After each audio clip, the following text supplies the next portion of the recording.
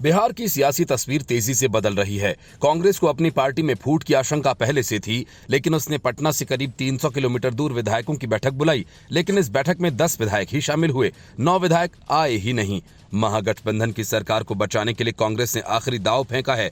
कांग्रेस महासचिव जयराम रमेश ने कहा कि आज भी हम उम्मीद कर रहे हैं कि हमारे अध्यक्ष और नीतीश जी के बीच बातचीत हो जानी चाहिए। इसके साथ ही उन्होंने नीतीश कुमार का नाम लिए बिना नसीहत भरे लहजे में कहा कि अगर आप सांप्रदायिक विचारधारा से लड़ रहे हैं तो किसी के बयान से आपको नाराज नहीं होना चाहिए। दूसरी तरफ आरजेडी कोटे के मंत्री ने अपनी सरकारी गाड़ी वापस करना शुरू कर दिया।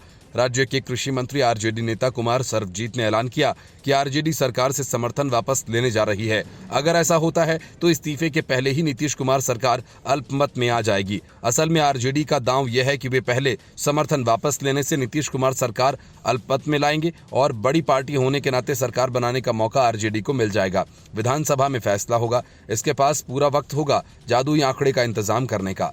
कुमार सर्वजीत ने अपनी सरकारी गाड़ी वापस कर दिया और इसके बाद आरजेडी खेमे के बाकी मंत्रियों ने भी अपनी सरकारी गाड़ियों को लौटाना शुरू कर दिया है। आरजेडी इस बार नीतीश को यूं ही सत्ता सौंपने के मूड में नहीं दिख रही।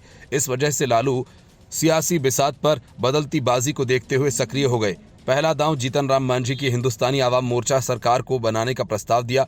इस फॉर्मूले के तहत जीतन राम मांझी के बेटे को उप मुख्यमंत्री बनाया जाना चाहिए था। ऐसे में अब समर्थन वापसी के रूप में उन्होंने अपनी दूसरी चाल चल दी। विशेषज्ञों का मानना है कि ऐसा करने से नीतीश सरकार के अल्पमत में आने पर सबसे बड़े दल के रूप में आरजेडी सरकार बनाने का दावा पेश कर सकती है।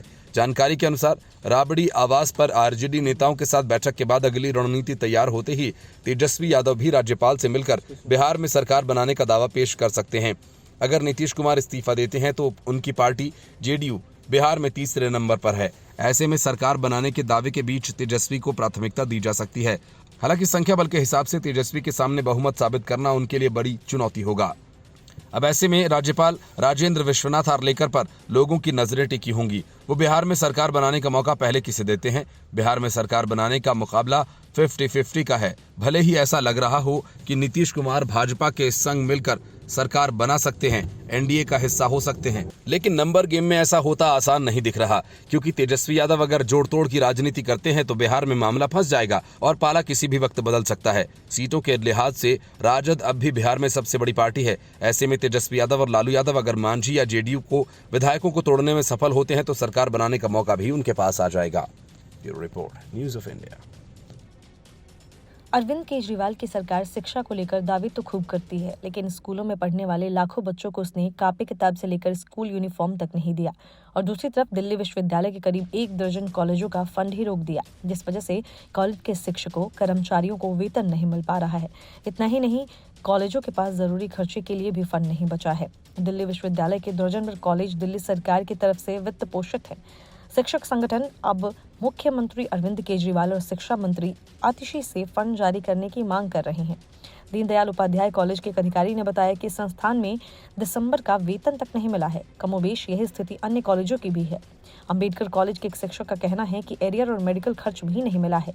यदि सरकार आर्थिक मदद बंद कर देगी तो हमारी मूलभूत जरूरतें पूरी नहीं हो पाएंगी। यह विवाद सरकार और डीयू को आपस में सुलझा लेना चाहिए। इससे शिक्षकों का हित प्रभावित हो रहा है, बाद में इससे छात्र भी प्रभावित होंगे। सरकार को छात्र हित का ध्यान रखना चाहिए। डीयू के प्रिंसिपल एसोसिएशन ने दिल्ली सरकार के शिक्षा मंत्री आतिशी के बयान को तथ्यहीन बताया है। प्रोफेसर मनोज सिन्हा का कहना है कि बिना किसी वाजिब तर्क के दिल्ली सरकार द्वारा 12 कॉलेजों का धन रोकने का निर्णय लिया गया है। इनके बयान में बच्चों की गुणवत्तापरक शिक्षा की बात नहीं है। सरकार ने जो आंकड़े पेश किए हैं उसमें कहीं छात्रों के आंकड़ों का इस्तेमाल नहीं किया और उसे स्वार्थवश भ्रष्टाचार और अवैध बताया जा रहा है। हम दिल्ली सरकार से तत्काल फंड जारी करने की मांग करते हैं। डूटा के अध्यक्ष प्रोफेसर ए.के. भागी का कहना है कि दिल्ली सरकार उच्च शिक्षा के वित्त पोषण को अपनी जिम्मेदारी से बचना चाहती है। दिल्ली सरकार और डीयू के बीच 12 कॉलेजों में आर्थिक मदद देने को लेकर विवाद चल रहा है। हाल ही में शिक्षा मंत्री आतिशी ने उच्च शिक्षा सचिव को डीयू के 12 कॉलेजों में कथित अनियमितताओं की जांच करने का निर्देश दिया है।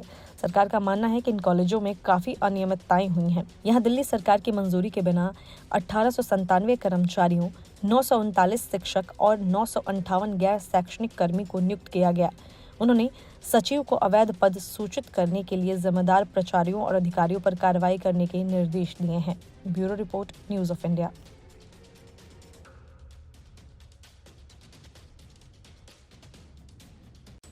कब कोई अर्श से फर्श पर आ गिरता है, इसका सबसे बेहतर और ताज़ा उदाहरण लालू यादव हैं। कल तक बिहार की सत्ता में उनका और उनके परिवार का बोलबाला था। एक बेटा डिप्टी सीएम और दूसरा मंत्री। ईडी के समन को तो वे फुटबॉल की तरह लात मारते रहे, लेकिन एक झटके में ही सारा खेल बिगड़ गया। नीतीश कुमार ने लालू यादव की पार्टी को दूध में पड़ी मक्खी की तरह निकालकर फेंक दिया और दूसरी तरफ ईडी ने पूरे परिवार की धड़कनें बढ़ा दी। दिल्ली की राउज एवेन्यू कोर्ट ने ईडी की चार्जशीट पर संज्ञान ले लिया है और मनी लॉन्ड्रिंग के आरोप में दाखिल ईडी की चार्जशीट पर राउज एवेन्यू कोर्ट ने बतौर आरोपी राबड़ी देवी, मीसा भारती, हेमा यादव, हृदयानंद चौधरी और अन्य को समन जारी किया है। राउज एवेन्यू कोर्ट ने सभी आरोपियों को 9 फरवरी को पेश होने का आदेश दे दिया है। ईडी ने इस मामले में 4751 पेज की चार्जशीट दाखिल की है। लैंड फॉर जॉब मामले में ईडी की ये पहली चार्जशीट है। इस मामले में ईडी ने मनी लॉन्ड्रिंग के मामले में कुल 7 को आरोपी बनाया है। 7 आरोपियों में राबड़ी देवी, मीसा भारती, हेमा यादव, हृदयानंद चौधरी, अमित कात्याल और 2 कंपनियां एके इन्फोसिस्टम और एबी एक्सपोर्ट को आरोपी बनाया है। सुनवाई के दौरान ईडी ने कहा कि आरोपी अमित कात्याल ने वर्ष 2006 से 7 में एके इन्फोसिस्टम नामक कंपनी का गठन किया था। कंपनी आईटी से जुड़ी हुई थी। ईडी ने अदालत को बताया था कि कंपनी ने वास्तविक रूप से कोई व्यापार नहीं किया, बल्कि कई भूखंड खरीदे। इनमें से एक भूखंड नौकरी के बदले जमीन घोटाले से हासिल किया गया।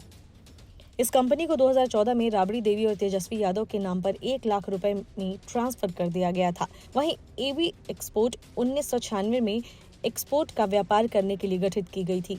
वर्ष 2007 में एबी एक्सपोर्ट कंपनी को 5 कंपनियों के 5 करोड़ रुपए मिले और न्यू फ्रेंड्स कॉलोनी में एक संपत्ति खरीदी गई जिसमें तेजस्वी यादव रहा करते थे। हालांकि ईडी ने इस प्रॉपर्टी को जब्त कर लिया है।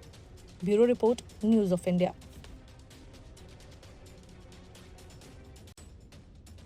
बिहार में जारी सत्ता पलट की सियासत ने कांग्रेस की राह में कांटे बिछा दिए। कांग्रेस को सिर्फ बिहार में ही नहीं बल्कि दूसरे राज्यों में भी झटके लगने शुरू हो गए। कांग्रेस की हालत इतनी पस्त हो गई कि अखिलेश यादव ने अपनी तरफ से सीटों का ऐलान करके बता दिया कि यूपी में कांग्रेस 11 सीटों पर लड़ेगी। अखिलेश यादव का ये एक तरफा फैसला कांग्रेस को मंजूर नहीं और उसने अखिलेश यादव के प्रस्ताव को ठुकरा दिया। इतना ही नहीं, बंगाल में ममता बनर्जी ने भले ही 8 दिन का वक्त दिया, लेकिन उन्होंने राहुल गांधी की भारत जोड़ो न्याय यात्रा के सिलीगुड़ी में प्रवेश करने पर रोक दिया है। सहयोगी दलों के साथ सीटों को लेकर उलझी कांग्रेस को डीएमके ने कड़ी फटकार लगा दी। डीएमके ने साफ कह दिया कि कांग्रेस सिर्फ लोकसभा से अधिक सीटों के लिए ही पार्टी चला रही है। अखिलेश यादव ने घोषणा की कि कांग्रेस यूपी में 11 सीटों पर चुनाव लड़ेगी। हालांकि कांग्रेस नेतृत्व ने इस फॉर्मूले को नकार दिया। अखिलेश यादव ने गठबंधन का ऐलान करते हुए जीत का दावा किया। यूपी में कांग्रेस की यूनिट ने इस डील को नकारते हुए कहा कि यह निर्णय अखिलेश यादव का है, कांग्रेस पार्टी का नहीं। यूपी में सबसे ज्यादा 80 लोकसभा सीटें हैं। 2019 के लोकसभा चुनाव में बीजेपी ने 62 सीटें जीती थीं। वहीं सपा बसपा गठबंधन जहां 15 सीटों पर सिमट गई थी, कांग्रेस को मात्र 1 सीट से संतोष करना पड़ा था। कांग्रेस यूपी में 50 लोकसभा सीटों पर लड़ने का दावा करती आई है। अब सपा कह रही है कि 11 सीटों वाली बात सिर्फ प्रस्ताव थी। कांग्रेस अगर जिताऊ उम्मीदवारों के बारे में बताए तो सीटों की संख्या बढ़ाई जा सकती है। तमिलनाडु में डीएमके ने कहा कि कांग्रेस सिर्फ लोकसभा चुनाव में अधिक सीटों के लिए पार्टी चला रही है। मंत्री राजा कन्नप्पन ने कहा कि कांग्रेस एक बड़ी पुरानी पार्टी है, लेकिन उसने अब अपनी ताकत खो दी है।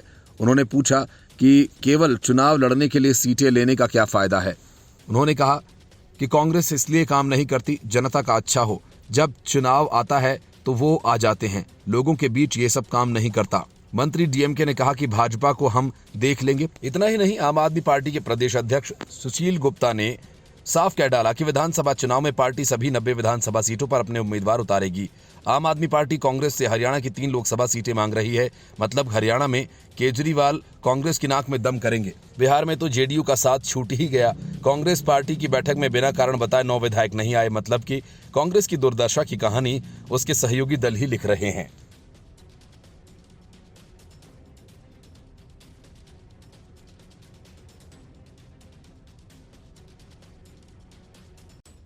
लालू यादव से लेकर मल्लिकार्जुन खड़गे तक जैसे नेता जब नीतीश कुमार को मनाने में नाकामयाब हुए तो महागठबंधन की सरकार को बचाने के लिए राहुल गांधी अचानक सामने आ गए।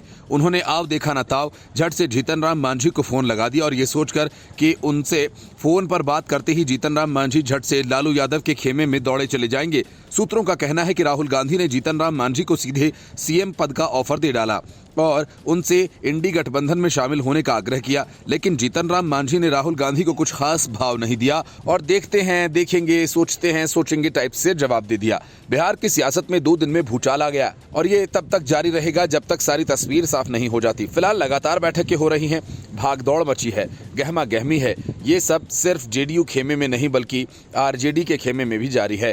कांग्रेस महासचिव जयराम रमेश ने शनिवार को कहा कि मल्लिकार्जुन खड़गे ने बिहार के मुख्यमंत्री नीतीश कुमार से बात करने की कई कोशिशें की, लेकिन दोनों बहुत व्यस्त थे, इसलिए उनके बीच कोई बातचीत नहीं हो सकी। जयराम रमेश ने कहा कि मैं आपको बता दूं कि मल्लिकार्जुन खड़गे ने नीतीश कुमार से कई बार बात करने की कोशिश की, मगर बाद में दोनों बिजी हो गए।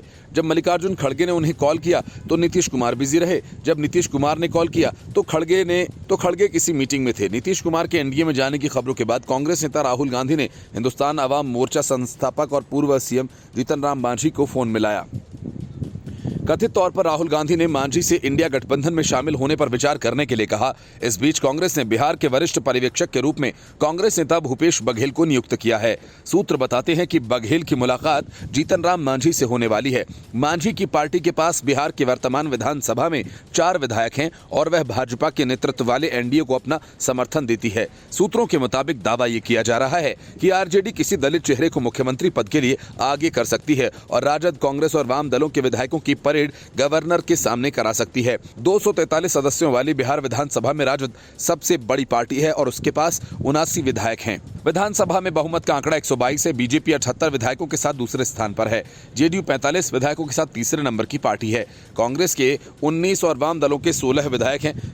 अगर राजद, कांग्रेस और वाम दलों के विधायकों की संख्या जोड़ दें तो कुल विधायकों की संख्या 114 हो जाती है, जो बहुमत से 8 कम है। इसके अलावा जीतन राम मांझी के पास 4 विधायक हैं जो बहुमत का रास्ता आसान कर सकते हैं। Bureau report, news of India.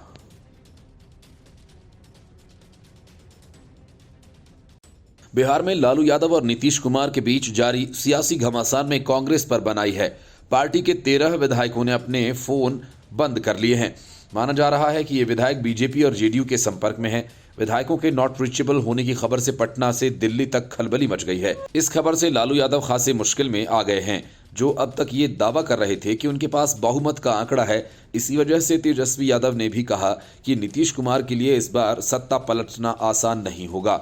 असल में बिहार में सत्ता की डोर एक तरह से जीतन राम मांझी के हाथ में है, क्योंकि बीजेपी और जेडीयू के विधायकों की कुल संख्या 121 है, यानी बहुमत से 1 कम, और लालू यादव के खेमे के पास 114 विधायकों की ताकत है, जो बहुमत से 8 कम है। लालू यादव जीतन राम मांझी के 4, ओवैसी के 1 और 1 निर्दलीय के भरोसे 120 तक पहुंच पाएंगे।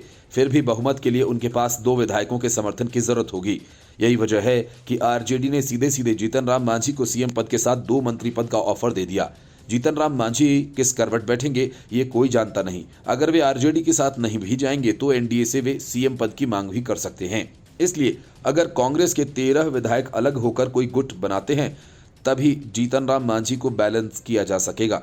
नहीं तो जिस तरह से झारखंड में निर्दलीय विधायक मधु कोड़ा सीएम बन बैठे, बिहार में भी कुछ वैसा ही हो सकता है। आरजेडी ने जीतन राम मांझी को लेकर जो भी दांव चला है वह झारखंड की कहानी को बिहार में दोहराने जैसा ही है। बीजेपी और जेडीयू को इस बात का अंदाजा है कि इसी वजह से उनकी नजर कांग्रेस पर है। सूत्रों का कहना है कि कांग्रेस के करीब 13 विधायकों ने अपने फोन बंद कर लिए हैं। वे बीजेपी के संपर्क में हैं। कांग्रेस के पास विधानसभा में 19 विधायक हैं। अगर 13 विधायक टूटकर अलग खेमा बनाते हैं तो फिर लालू यादव और कांग्रेस का सारा खेल ही खत्म हो जाएगा।